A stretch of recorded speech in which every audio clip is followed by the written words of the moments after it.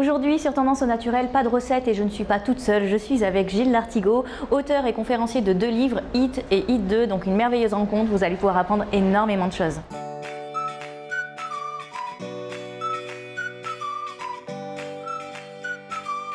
C'est vraiment les enquêtes dans le milieu de l'élevage industriel, les abominations qu'on fait aujourd'hui aux animaux. Je dis aux personnes qui consomment de la viande, consommez-en moins et choisissez de la viande qui a été élevée dans des conditions normales. Évitez toute la viande industrielle. Voilà.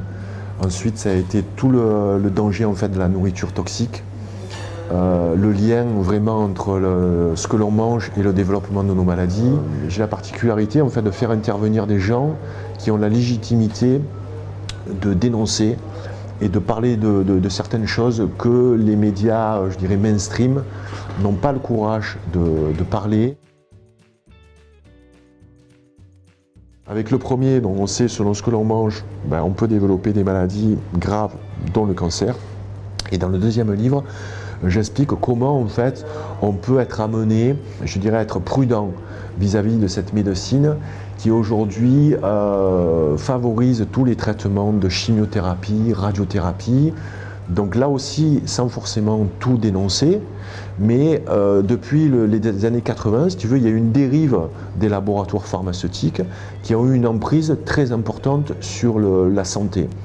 Et Nicole Delépine, qui est une cancérologue aujourd'hui à la retraite, qui a écrit un livre, Le cancer, ce fléau qui rapporte, dénonce les dérives de cette médecine business qui aujourd'hui impose les traitements en fait, aux patients.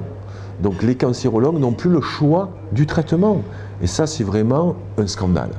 Ensuite, je reviens sur l'avantage de l'alimentation végétale, avec un des grands experts français qui lui aussi est très peu médiatisé, c'est le docteur Jérôme Bernard Pelé, médecin généraliste, grand spécialiste de l'alimentation végétarienne et végétalienne. Pourquoi? Parce qu'il a lu toutes les études sur le sujet.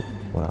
Donc j'essaye, si tu veux, à travers mes livres, de donner de la matière à réflexion pour les gens, de leur donner des pistes, après à eux à adapter.